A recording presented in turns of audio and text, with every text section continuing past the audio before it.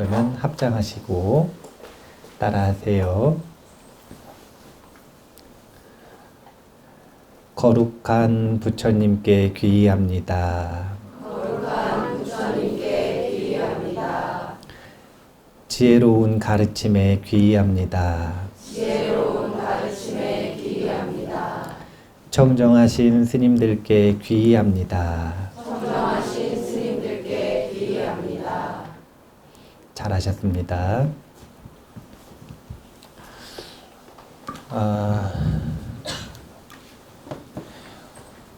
오늘부터 이제 입보살 행론 인욕품은 이만하고, 이 토요일마다 이 특강처럼 주제를 정해서 공부를 이어가려고 하는데요. 노이즈가 좀 있죠?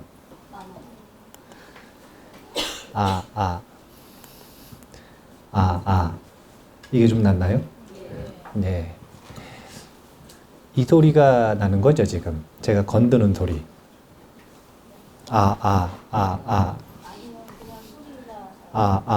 채널.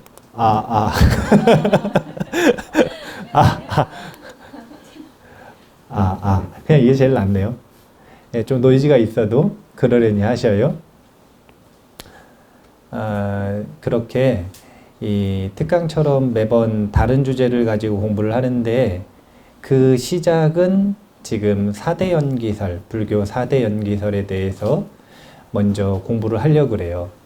공지에서도 미리 언급을 했던 것처럼 4대 연기설을 몇 번 안에 할 수 있을지는 알 수가 없을 것 같아요. 이렇게 4번에서 8번 정도까지 시간이 소요될 것 같은데, 4대 연기설을 먼저 공부하는 이유가 있습니다. 그 이유는 이 일을 한번 들어보시면 알 수 있어요.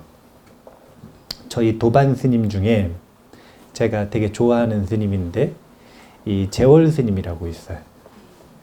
이미 여기 계시는 법우님들 중에 재월 스님을 아는 분들은 입가에 웃음이 아주 좋은 스님인데, 이 스님이 저기 강릉에 갔대요. 60대 이 신도분과 함께 강릉에 갔대요. 이 강릉에 있는 이 절에서 와달라 그래가지고 거기를 갈 일이 있어가지고 간 거예요.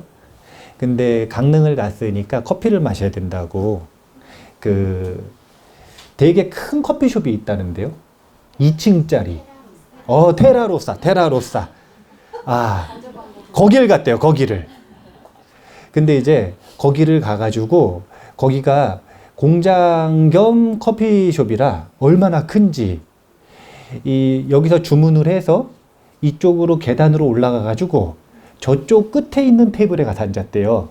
근데 여기 올라와서 저기까지 한 70m는 되는 것 같대요.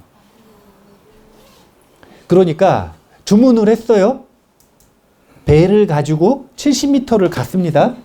근데 벨이 울리는 거예요. 자, 스님이 가야 돼요? 아니면 신도가 가야 돼요? 그러니까 그 신도분이 제가 갔다 오겠습니다. 간 거예요. 60대 노보살님인데 제가 가겠습니다. 70m를 가가지고 딱 커피를 또 찰랑찰랑하게 줘가지고요. 이거를 펄펄펄 떨면서 여기를 다시 왕복을 해서 커피를 딱 갖다 드리고 나서 스님 죽을 뻔했다고. 스님 제가 죽을 뻔했다고. 그런데 스님이 죽을 뻔했으니까 맛있게 먹어야지. 그러고서 맛있게 커피를 한 잔 딱 하신 다음에 한 잔 더 먹읍시다. 그러니까 이 보살님이 저는 못 가겠어요. 그러니까 스님이 그럼 내가 갔다 올게요. 그리고서 커피를 또 시켰어요. 그래서 이제 커피를 가지고 오는데 이 노보살님이 깜짝 놀란 거예요. 왜냐면 이 스님이 커피 2잔을 가지고 오는데 여기다가 쟁반에다 딱 이래가지고 쟁반에다가 커피 두 잔을 찰랑찰랑한 걸 딱 이래가지고 90m를 왕복을 딱 한 거예요. 너무 쿨하게 탁 이러고서 딱 하고 내려놓는데 일단 이렇게 들고 오른 모습에서 한번 기절을 했어요. 근데 그러고서 상위에다가 딱 내려놨는데 또 기절을 했어요. 왜 기절을 했게요? 아니에요. 전부 다 흘려가지고.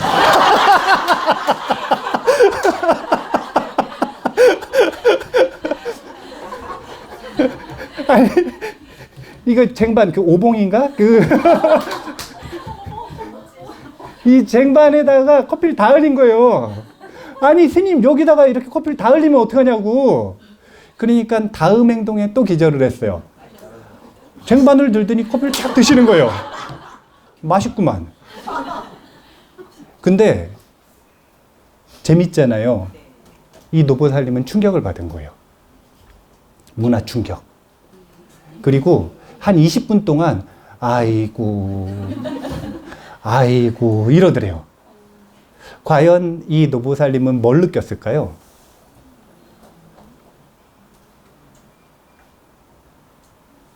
우리가 부처님 말씀을 배운다라는 것, 그 다음에 그 중에서도 핵심이 되는 연기서를 배운다라는 것, 이런 것들은 왜 배우는 거냐면 고통의 원인을 알아서 행복의 원인을 만들어서 고통에서 벗어나 행복해지고 싶은 거예요. 부자유에서 자유로 나아가고 싶은 겁니다. 그런데 그 스님이 보여주는 그 짧은 행동, 이런 것들이 이 교학을 하는 스님들은 말로써 부처님 말씀을 알려주지만 선사들은 행동으로서 보여주는 거예요. 행동으로서 자유로움을. 우리가 자유롭지 못하고 고통에 빠져 있는 건 다른 게 아니라 자기 관념에 너무 집착하고 있기 때문에 그래요. 자신의 관념에 꽉 사로잡혀 있기 때문에 그래요. 아니, 왜 흘리면 안 돼요? 왜 여기 흘린 커피는 마시면 안 될까요? 왜 그걸 벌벌벌벌 어렵게 그렇게 들고 와야 되죠? 꼭 그래야 되는 이유가 있나요? 물론 굳이 흘릴 이유가 있을까요? 아니, 그것도 없지만 왜 굳이 그걸 전전긍긍하면서 그렇게 살아야 되느냐 이거예요. 이게 정말 강렬한 집착으로 자리 잡은 사람들은 그 모습 보고 화냅니다. 그 모습만 보고도 화내요. 자기가 그런 것도 아니고 남이 그랬는데도 그거 보고 자기가 화가 나요. 왜냐하면 그만큼 이건 된다 안 된다? 집착이 강렬한 거예요. 부처님께서 깨달음을 얻으신 다음에 첫 설법에 성공을 하셨을까요? 실패를 하셨을까요? 두 번째 설법에 성공을 하셨을까요? 실패를 하셨을까요? 역시 실패하셨어요. 설법을 그리 잘하신다는 엄청난 차별의 다른 중생들이 있어도 원음으로 하나의 음성으로 전부 같은 이해를 불러일으키신다는 그 부처님께서 첫 설법은 실패예요. 첫 설법은 실패. 부처님께서는 고민이 아주 깊으셨습니다. 부처님께서 깨달으신 진리를 비춰봤더니 이거를 말한다 그래서 과연 세상 사람들이 이 가르침을 이해하겠는가 고민이 깊으신 거예요. 그래서 경전 속에 보면 혼잣말로 고백하시는 부분이 있는데 뭐라 그러시냐면 그냥 열반에 듣까? 왜냐하면 이유는 간단해요. 사람들에게 이 진리를 말해봐야 사람들이 가지고 있는 상식과는 완전히 정반대되는 진리이기 때문에 내 입만 아프고 나만 수고스럽고 세상 사람들은 못 알아들을 것 같다 이거예요. 그래서 열반에 들까 말까 고민을 하시는 겁니다. 그러다가 범천의 권청이라고 하는 걸 듣고 이제 설법을 하기로 결정을 내리시는 거죠. 그런데 설법을 하기로 결정을 딱 내리시고 그 이후에 첫 설법에 실패를 하시는 거예요. 우리는 일반적으로 전부 첫 설법이 언제라고 알고 있냐면 초전법륜이라 그래서 노교원에서 하신 설법이 첫 법문이라고 생각을 하시잖아요. 그렇지 않아요. 부처님 깨달음 얻으신 이후에 7주 동안, 7, 7일 동안 금강보좌 위에 앉아 계시고 그 주위에 계셨다는 거죠. 보리수 근처에 계셨다는 거예요. 그리고 나서도 노교원까지 설법을 하러 가기로 결정을 하시고 걸어가는 기간이 한 300~400km 됐다 그래요. 이 보리수하에서 녹야원까지 걸어가는데 한 300~400km 됐대요. 그러면 300~400km 가려면 시간이 얼마나 걸릴까요? 네, 오늘 저희 부산에서 오신 분 계시는데 3시간 10분 만에 오셨다대요? 한 300~400km 되는 거 아니에요? 근데 그때는 고속버스도 없고 KTX도 없고 걸어가야 되는데 상황을 잘 보셔야 돼요. 부처님이 돈이 있어요? 돈도 없이 걸어가야 되는 거예요. 그러면 탁발하면서 걸어가야 되는 거 아니에요. 하루에 한 끼 탁발하면서 걸어가는데 1시간에 4km씩 꼬박 10시간씩 걸을 수 있을까요? 없을까요? 없겠죠. 탁발하면 묻는 사람들이 있을 거 아니에요. 그럼 그 사람들 인연되면 설법을 해주셔야 될 거 아니에요. 그럼 도대체 시간이 얼마나 걸렸을까 이거예요. 한 달 만에 어떻게 갑니까? 400km 가보셔요. 제가 이 출가하기 전에 수원에서 시작해서 땅끝마을까지 도보 여행을 했거든요. 근데 진짜 군대 행군처럼 걸었어요. 그런데도 보름 한 달 가까이 걸렸어요. 거기서 거기 가는데도 한 3개월은 넘게 걸리지 않았을까 싶어요. 그러니까 사실은 우리가 알고 있는 초전법륜은요, 우리가 알고 있는 녹야원에서의 그 설법은 사실은 첫 설법이 아닌 거예요. 이미 3개월, 4개월이 넘는 깨달음 이후의 기간이라고 하는 게 있어요. 그러면 그 기간은 뭐가 되는 거냐면 리허설이 되는 겁니다. 경전에 남지 않는 리허설. 경전에 남아있는 건 이제 큐! 하고 들어간 거 아니에요. 그 전에 리허설. 이때 사실은 수많은 실패와 성공을 겪으셨을 거예요. 그러면서 중생을 향해 어떻게 설법하셔야 되는지에 대한 확립이 섰을 거라고 생각을 합니다. 그렇게 해가지고 오비구를 만났어요. 처음 딱 설법을 하시는데 어떤 설법을 하셨을까요?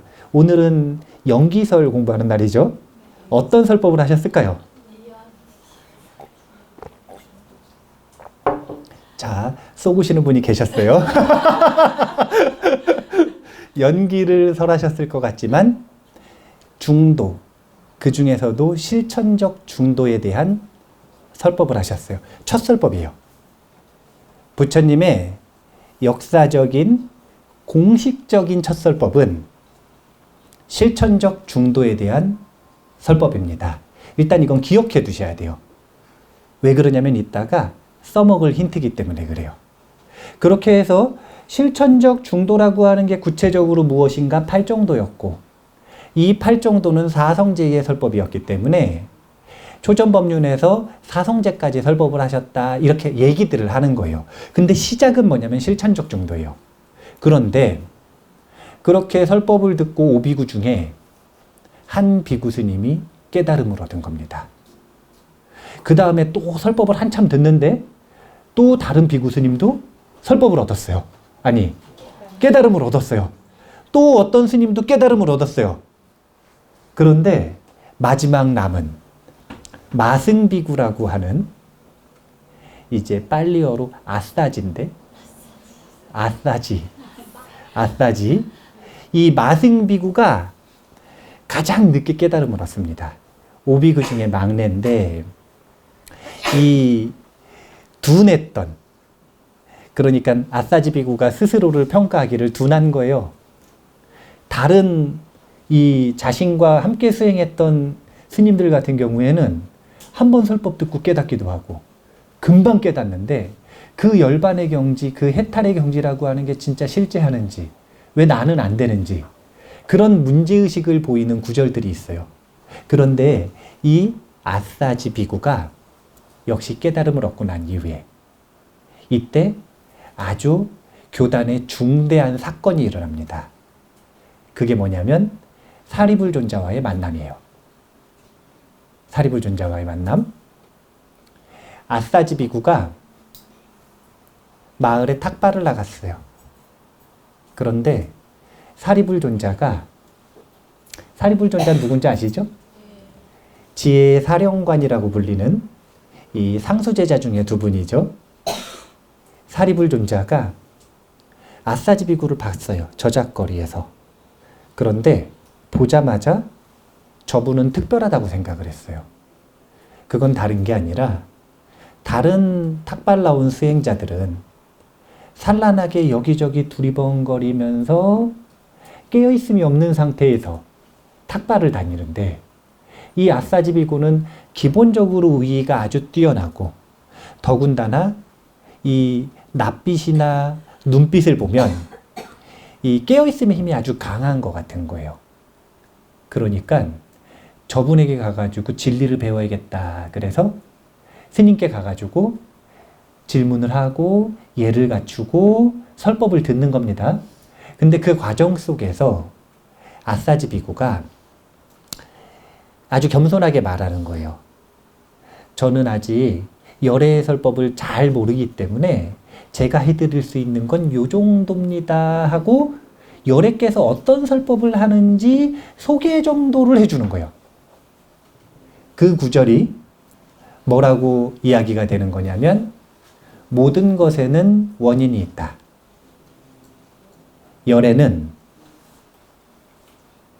그 원인을 설하시는 이고 또한 그 인연이 다하여 법이 소멸함을 설하시는 이다.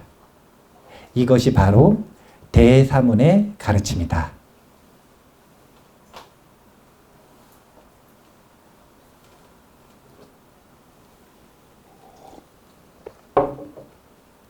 이게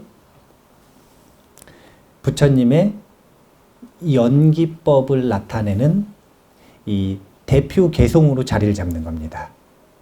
부처님의 가르침, 부처님의 연기법을 소개할 때 부처님께서는 모든 법은, 모든 현상은, 모든 것은 원인이 있다고 얘기하셨어요.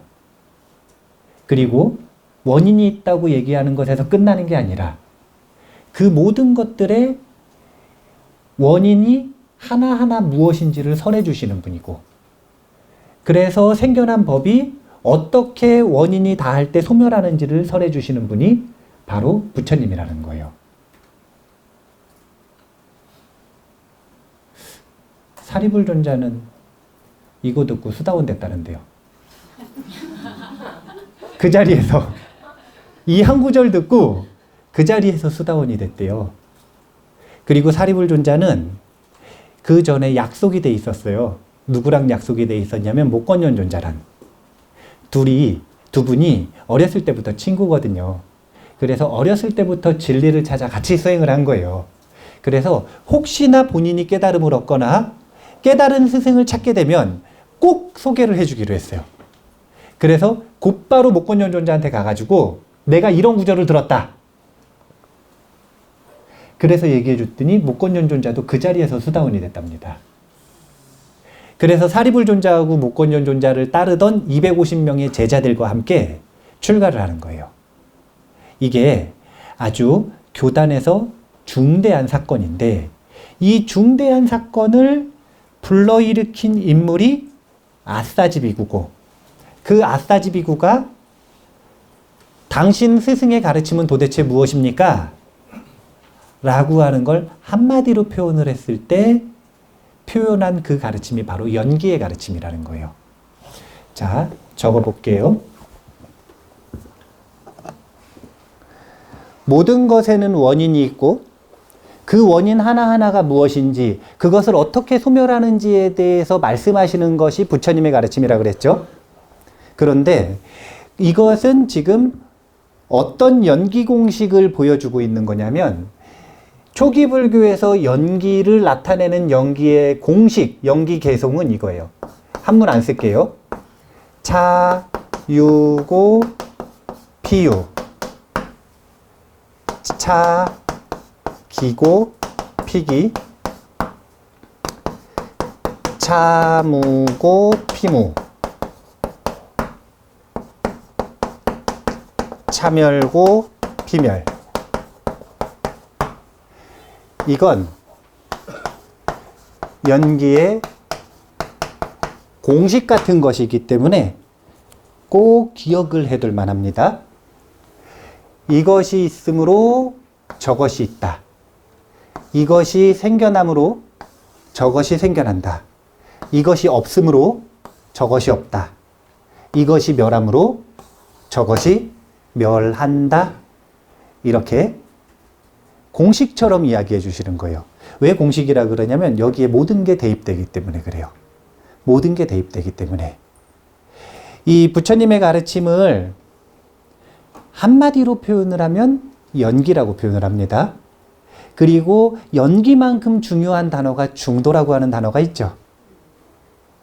그래서 제가 첫설법이 뭔지 기억해 두시라고 이야기를 했던 거예요. 아직도 계속 기억을 해 두셔야 돼요. 아직 안 써먹었어요? 네, 아직 안 써먹었어요? 자, 이 연기 공식을 한번 읽어볼까요? 차유고 피유, 차기고 피기, 차무고 피무, 차멸고 피멸.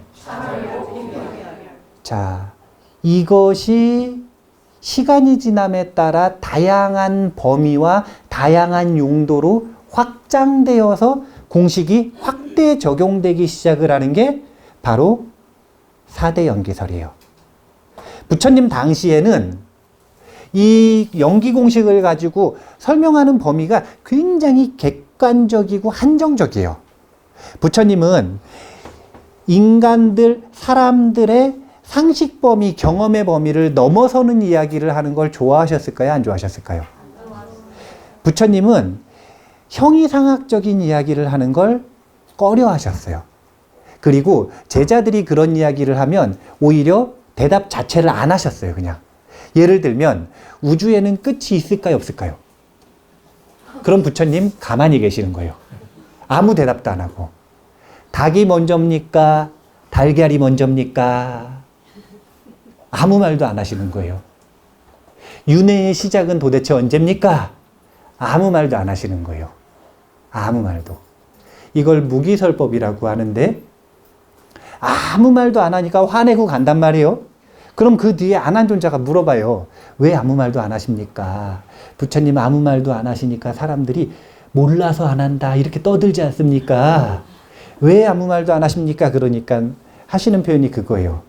우주에 끝이 있든 없든 그 사람의 행복과 무슨 상관이 있는가? 우주에 끝이 있다고 얘기를 해줘서 그 사람이 열반에 든다면 있다고 대답하겠다 이거예요. 없다는 걸 알아가지고 그 사람이 열반에 든다면 없다고 얘기하겠다 이거예요.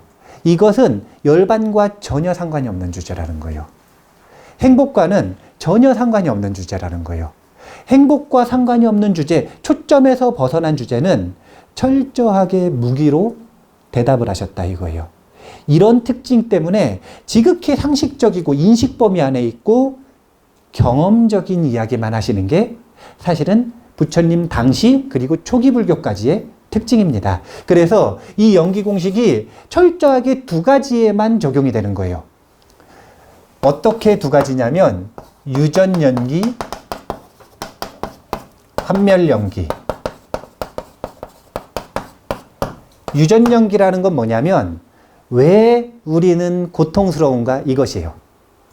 고통이 생기는 원인을 이야기했어요. 그럼 이 원인이 또 있을 거 아니에요. 이 원인이 또 있을 거 아니에요. 그래서 12연기라고 하는 것을 무명부터 해서 생노사라고 하는 고통이 생기기까지 이 과정을 쭉 이야기, 그러니까 고통이 생성되는 과정을 이야기를 한 것이 유전연기예요. 환멸연기라고 하는 건 뭐냐면 거꾸로 이 고통을 어떻게 소멸할 것인가, 즉 어떻게 행복해질 것인가. 유전연기라고 하는 건 왜 고통스러울까?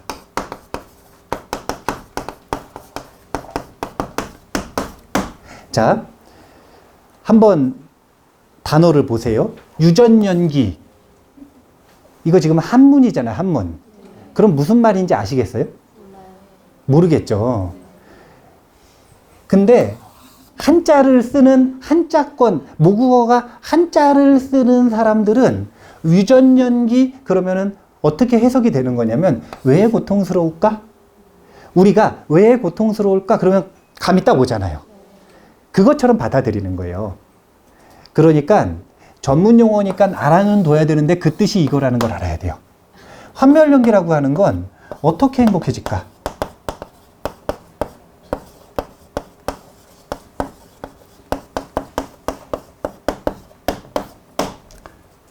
철저하게 연기 공식이 쓰이는 범위라고 하는 건 딱 이것만이 없었어요. 고통에서 벗어나고 행복을 증득하는 방법. 이건 바깥에 있는 것들이 어떻게 생성되었는가, 어떻게 창조되었는가, 어떻게 변화하는가 이런 걸 얘기하는 게 아닌 거예요. 그냥 철저하게 내면의 경험이 왜 고통스러운 경험을 하고 어떻게 하면 이 고통스러운 경험에서 벗어나 행복해질 것인가 이것만 얘기하셨다라는 거예요. 이게 초기 불교에서의 아주 극도로 좁혀진 연기의 초점입니다. 연기의 초점. 한번 봐보셔요. 차유고 피유. 뭐가 있냐면 피유, 고통이 있어요. 고통의 원인이 무엇일까? 서라는 게 이 집착이겠죠? 그렇겠죠? 예. 이것은 이미 있다는 거죠. 여기에는 시간이 담겨져 있어요, 안 담겨져 있어요? 시간은 여기 담겨져 있어요. 기. 일어난다. 소멸한다. 여기에는 지금 시간이 담겨져 있죠. 여기에는 지금 공간이 담겨져 있어요. 공간을 놓고 볼 때 이것이 있기 때문에 저것이 있다 이거예요.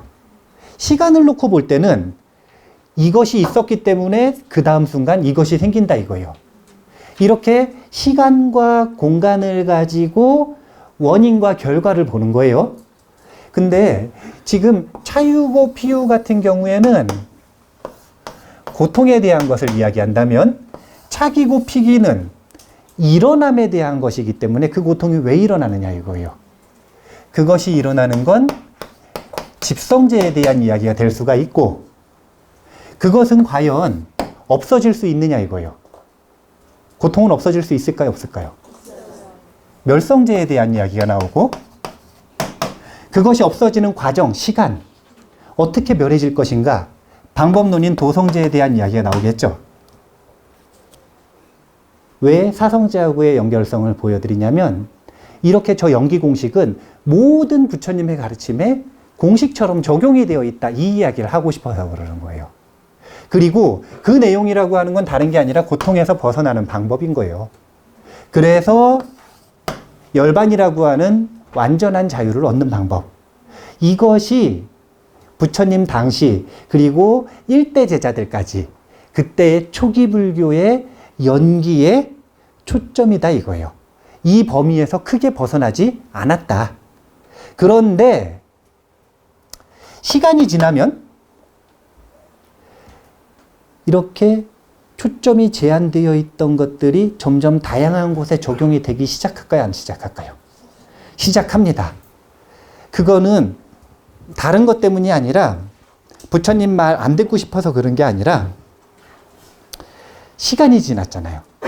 자, 생각해 보세요. 100년만 지났다고 생각해 보세요. 지금 숫자로 100년이라 그러니까 별거 아닌 것 같으시죠? 지금으로 치면 일제시대 때나 조선시대 때 얘기인 거예요. 그럼 지금 사람들 그 말 들어요, 안 들어요? 듣지도 않고 감각적으로 와닿지도 않는 거예요.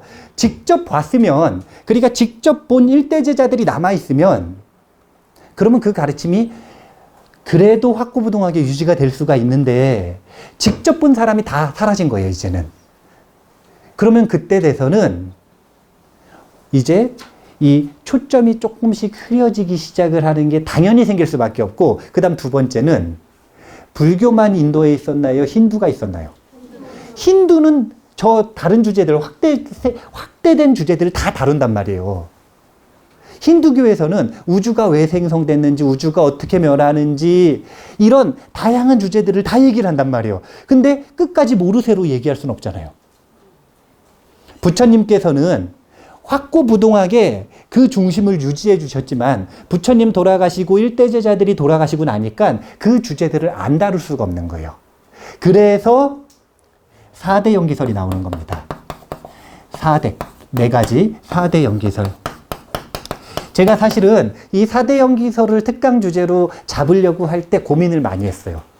왜 많이 했냐면, 이게 어려운데 나만 피곤한 거 아닌가. 이게 어려운데 나만 피곤한 거 아닌가. 사실은 그 생각은 4대 연기설을 벌써 한 15년 전부터 하려고 했거든요. 15년 전부터 했었던 생각이에요. 근데 지금 처음 이제 하는 건데, 왜 처음 하냐면 4대 연기설을 15년 전에 한번 해보고 싶었어요.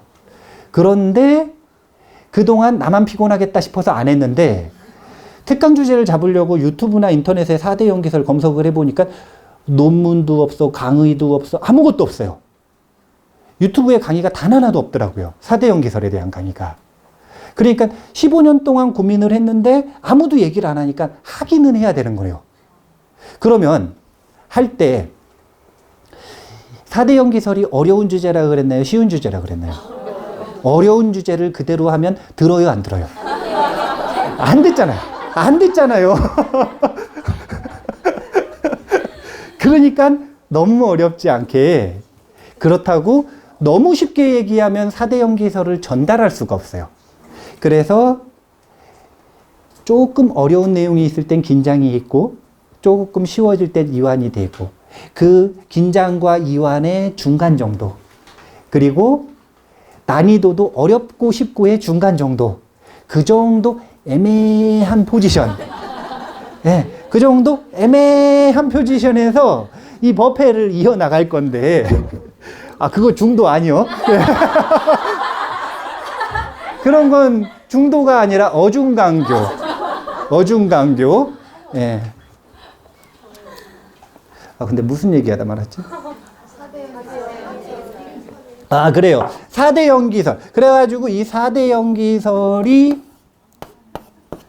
뭐냐면, 자, 초기 불교가 지나면, 이런 거는, 초기 불교. 이거는 부처님 당시부터 100년까지입니다. 이때가 어떤 기준인 거냐면, 부처님 직접 본 일대제자들이 살아있는 때까지. 그러니까 쉽게 얘기하면, 아난존자가 몇 살까지 살았냐면요, 120살까지 살았답니다. 그러면 아난존자가 더 오래 살았을까요? 라울라 존자가 더 오래 살았을까요? 라울라 존자는 7살에 출가했잖아요. 또 나오네요. 7살에 출가했으니까 더 오래 살았겠죠. 라울라 존자도 120까지 살았대요. 그러니까 한 100년 정도 된다 이거예요. 그래서 요 100년까지가 초기 불교. 그 다음에 분열이 이렇게 돼서 이 기원 전후까지가 부파 불교의 전성기라고 볼 수가 있고요. 이후에도 전성기는 사실은 이어져요. 기원 전후부터 대승불교가 시작돼요. 그리고 약 7세기 정도부터 밀교가 시작된다라고 이야기를 해요. 이게 이제 인도 불교의 대략적인 시간 그래프라고 보면, 그 중에서 초기 불교에서는 단 하나, 이 인연 공식만 알면 된다 이거예요. 인연 공식을 알고 그 인연 공식을 다양한 데 적용할 줄만 알면 되는 거예요. 그리고 적용하기를 권하는 것, 우주가 어떻게 성립됐는지 이런 데다가 좀 적용하지 말라는 거예요. 그냥 내 마음의 고통이 왜 생겼는지, 이 고통에서 어떻게 벗어날 수 있는지 그 원인을 분석하는데 저 공식을 쓰는 거예요. 왜냐면 분석해야 아니까. 원인을 알아야 벗어날 수 있으니까. 집착하면 고통스럽다 이거예요. 승질내는 것도 집착해서 그러는 거예요. 근데 부파불교로 넘어가면 이제 부파불교의 연기설 이름이 뭐가 나오는 거냐면 업감연기설이라고 하는 게 나옵니다. 업감연기설. 부파불교 다음에 이 업감연기설을 기본으로 해서 약간의 업감연기설에서 미진한 설명들이 있었어요. 미진한 설명. 그러니까 다 설명을 못한 거죠. 그걸 보완을 해서 나온 게 유식불교예요. 유식불교의 뇌야연기설이라고 하는 게 있어요. 이 뇌야는 아뢰야식의 줄임말입니다. 뇌야연기설. 벌써 뇌야연기설 나오니까 눈이 동그래지시는 분들이 있는데 저게 도대체 뭐냐. 그 다음에 역시 이 뇌야연기설도 미진한 부분이 있어요. 미진한 부분. 그 미진한 부분을 대승기실론이라고 하는 논전을 대표로 하는 이 열애장, 불성에 대한 이 연구를 이어나가는 불교가 있는데 그 불교에서 진여연기설이라고 하는 걸 얘기해요. 진여연기설. 진여연기설. 그리고 역시 여기에도 미진한 부분이 있었어요. 그래서 그 미진한 부분을 보완해서 나오는 게 화엄경의 화엄철학의 법계연기설입니다. 이 이후에도 법계연기설 이후에도 연기설은 계속돼요.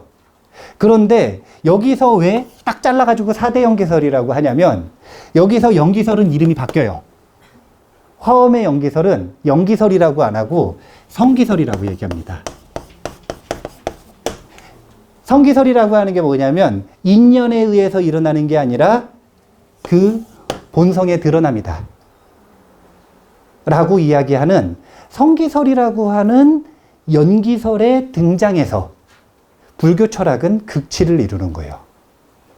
그래서 여기까지 그 다음은 단어만 조금 바뀌고 뉘앙스만 조금 바뀌었지 더 이상 발전된 게 특별히 없다는 거예요. 그래서 여기까지가 불교의 4대 연기설이다. 이렇게 보시면 돼요.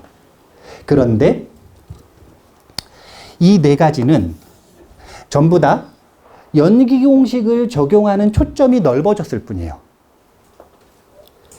부처님 당시 초기 불교에서는 연기는 뭘 설명하기 위한 거였다 그랬냐면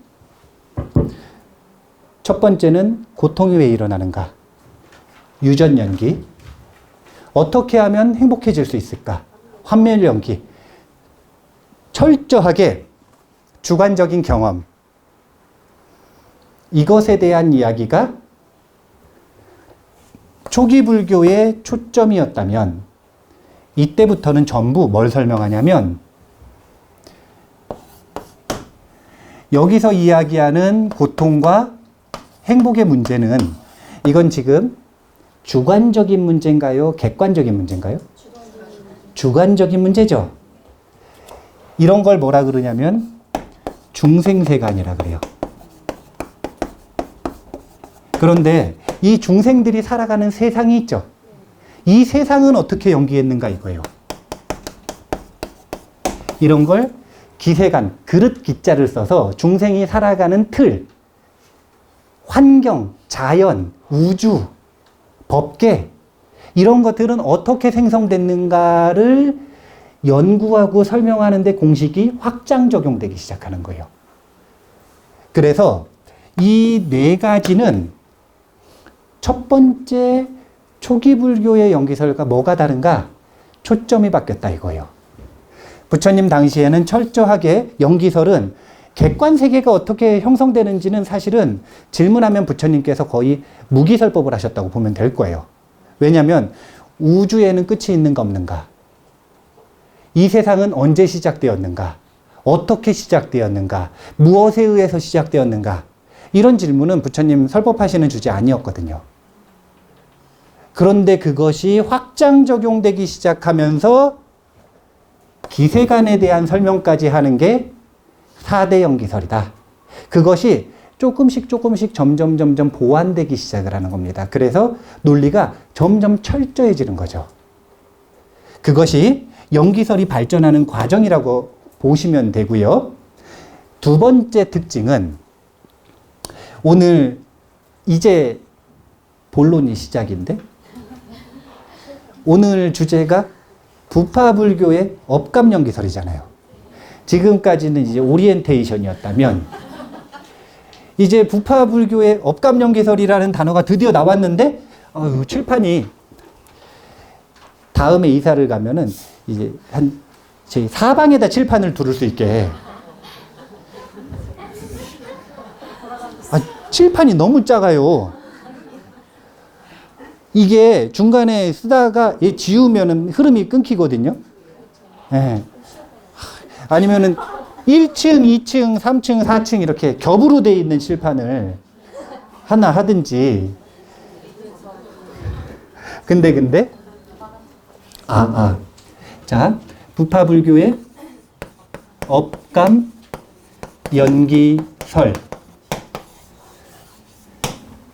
지금 이 업감연기설에서는 뭐가 제일 중요할 것 같으세요? 업이겠죠? 지금 이 연기설에서 주제는 바로 업이에요. 감이라고 하는 건 감응한다 이거예요. 연기는 뭐에 감응해서 일어나는 거냐면 업에 감응해서 일어난다 이거예요. 개인의 경험, 주관세계도 업에 감응해서 일어나고 우리가 살아가는 바깥 세상, 이 객관적인 세계도 업에 감응해서 일어난다 이거예요. 이걸 지금 설명하고 싶은 거예요. 이걸 점점 완벽하게 설명을 해내는 게 연기설의 발전이라고 보면 돼요. 그런데 그러다 보니까 사실은 부파불교의 업감연기설, 유식의 뇌야연기설, 기실론의 지여연기설, 화엄경의 법계 연기설까지 전부 사실은 업감연기설이에요. 용어가 바뀐 거예요. 신조어가 생기고 뭔가 업감연기설 기존에 있었던 그 학파의 의견에서 문제가 있다 이거예요. 설명을 아주 뚜렷하게 못 해내는 것들 있잖아요. 그러면 그걸 뚜렷하게 설명을 해내면서 새로운 학파가 생기는데 학파가 생길 때 기존에 쓰던 용어 그대로 쓰고 싶어요? 신조어 만들고 싶어요? 신조어 만들고 싶잖아요. 그래가지고 신조어가 생기고 신조어가 생기면서 업에 대한 관점이 업 자체를 이야기를 할 것인가, 업의 저장소를 이야기를 할 것인가, 업의 저장소인 마음의 근원을 얘기할 것인가, 그 마음의 근원인 주체를 얘기할 것인가. 이게 업의 무엇, 업의 무엇, 업의 무엇, 업의 무엇 이렇게 바뀌었을 뿐이에요. 그래서 4대 연기설이 사실은 전부 다 업감연기설이다 이거예요. 그래서 업감연기설이라고 하는 걸 잘 이해하면 4대 연기설이 쉬워져요. 근데 업감연기설을 이해를 못하면 4대 연기설이 아무리 봐도 이게 뭔가. 4대 연기설은 발전적인 형태로 볼 때는 업감연기설이 완성되는 과정이다 이렇게 보시면 되는 거예요. 그리고 그 완성되는 과정에서 새롭게 생긴 신주어들이 있는데 그 개념들을 잘 익혀내시는 과정이 있으면 그러면 업감연기설을 철저하게 이해하는 게 되기도 하고 불교학의 발달사를 보는 것이기도 합니다. 그리고 이것은요. 다른 게 중요한 게 아니라 여기 계시는 분들 이 우주가 어떻게 창조됐는지 궁금하세요? 굳이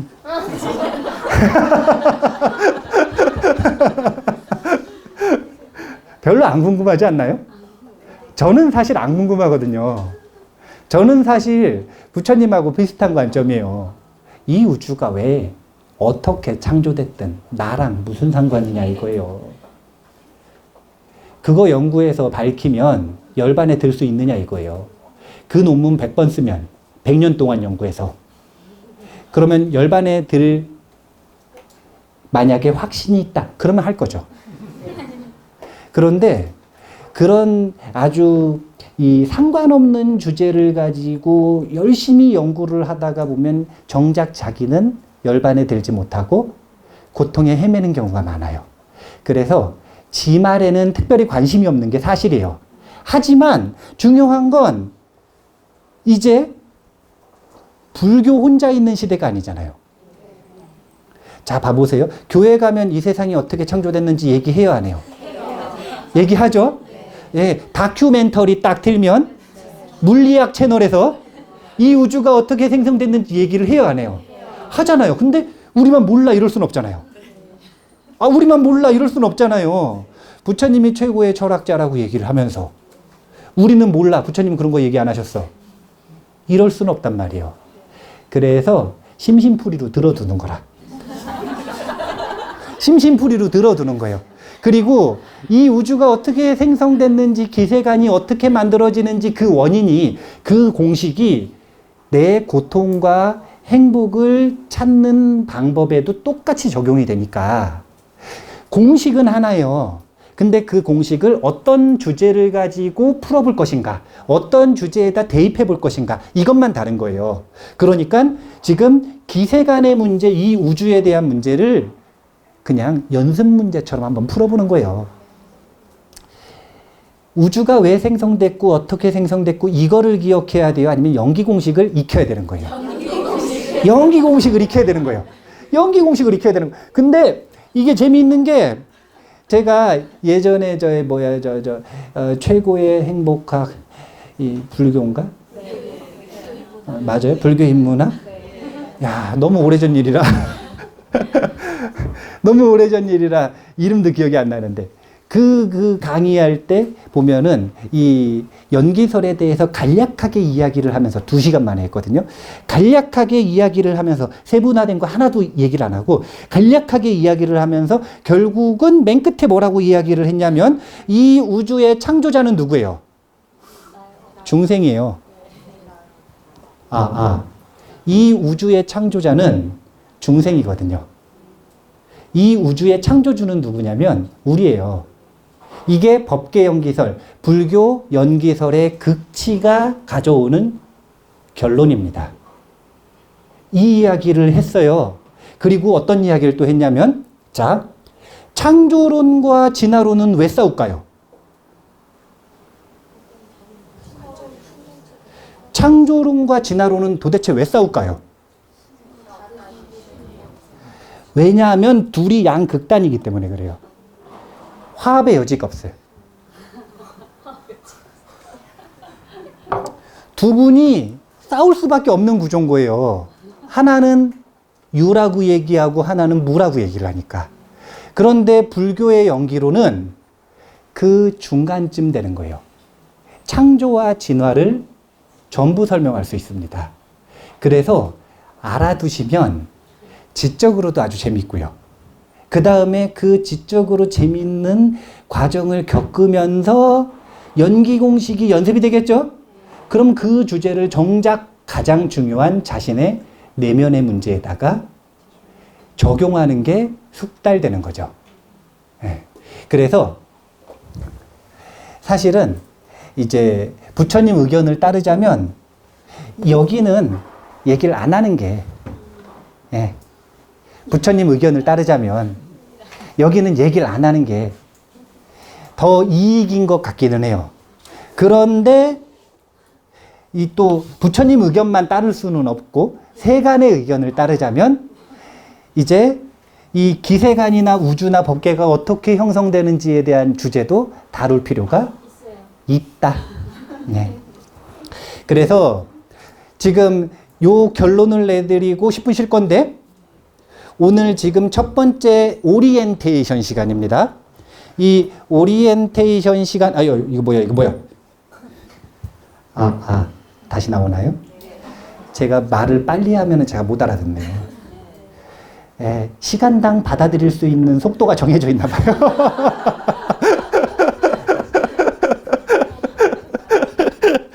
말을 천천히 하겠습니다. 연기설을 공부를 할 때 첫 번째 4대 연기설은 전부 제가 뭐라고 얘기한 거냐면 업감연기설이다. 업감연기설의 완성을 향해 나아가는 다른 버전이다 이렇게 생각하시면 돼요. 업감연기설 버전 1, 2, 3, 4 이렇게 보시면 되는 거예요. 그러면 결국 그 속에서 중요한 단어는 뭔 거예요? 연기설의 중요한 단어, 업인 거죠. 그래서 부처님께서는 맨 처음 설법으로 중도를 얘기하신 거예요. 왜냐하면 부처님께서는 이걸 말하고 싶으신 거예요. 뭘 말하고 싶은 거냐면 고통의 원인, 행복의 원인, 고통에서 벗어나서 행복해지고 싶다면 또는 고통이 만들어지는 것까지 전부 다 그것을 바꾸고 그것을 이 원하는 대로 성취하기 위해서는, 즉 고통에서 벗어나 행복해지기 위해서는 열쇠가 어디에 있다고 얘기를 하는 거냐면 업에 있다는 이야기를 하는 거예요. 업은 밖에 가야 있어요? 여기 있어요? 내 업이잖아요. 내 업. 다른 데서 찾지 말라 이거예요. 내 행동, 내 말, 내 생각에 행복의 열쇠, 열반의 열쇠가 있다는 겁니다. 그런데 반대로 얘기하면 고통의 열쇠도 거기 있다는 거죠. 그래서 고통의 열쇠를 열지 말라고 뭘 얘기를 한 거냐면 중도를 얘기하신 거예요. 중도. 여기서 말하는 중도는 이론적이고 철학적인 중도가 아닙니다. 이거는 2살짜리 아이, 2살짜리 아이 너무 심했다. 7살짜리 아이도 이해할 수 있는 너무 상식적인 문제인 거예요. 실천적 중도라는 건. 그게 뭐냐면 쾌락에도 치우치지 말고 고행에도 치우치지 말라는 이야기입니다. 사람들은 이 말만 기억을 해요. 근데 그 말의 중심이 뭐냐면요. 자신의 행동을 조율하라는 뜻인 거예요. 이거는 너무 긴장하지도 말고 너무 이완되지도 말고 자기를 너무 몰아붙이지도 말고 자기를 너무 나태하게 하지도 말고 어디에도 사로잡히지 말고 적절한 깨어있음의 상태로 자신을 끊임없이 조율하라는 것. 이것이 수행자들에게 있어서 가장 중요한 주제고 이것을 통해 업을 조율하는 거예요. 이것을 통해 고통의 열쇠를 자꾸 따지 말고 행복의 열쇠를 딸 수 있도록 조율하는 겁니다. 연기설이라고 하는 것이 정말 중요해요. 왜 중요하냐면 연기는 진리예요. 그럼 중도는 왜 중요하느냐? 중도가 바로 고통의 열쇠를 열지 않고 행복의 열쇠를 여는 업의 가장 실천적인 주제인 거예요.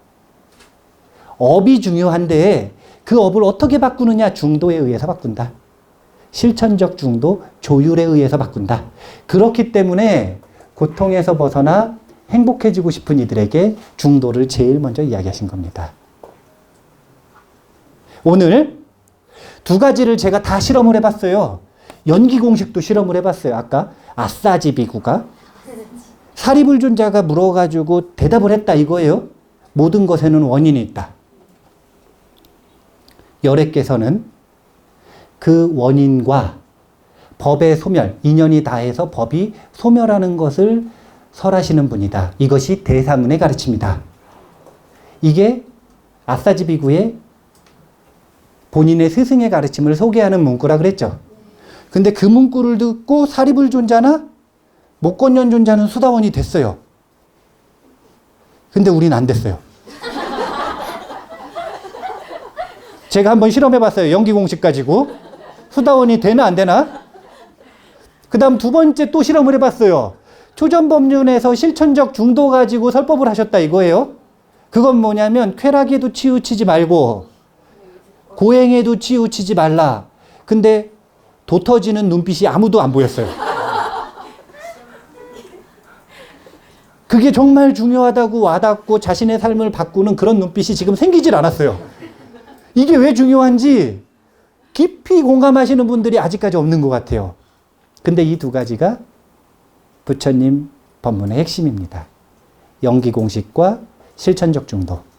연기 공식은 이 현상계의 경험을 설명하는 진리고 그 진리를 바꾸기 위한 열쇠는 업인데 그 업을 조율하는 방법이 실천적 중도라는 거예요.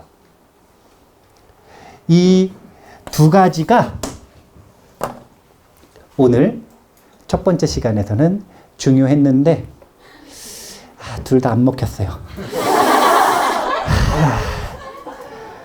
예.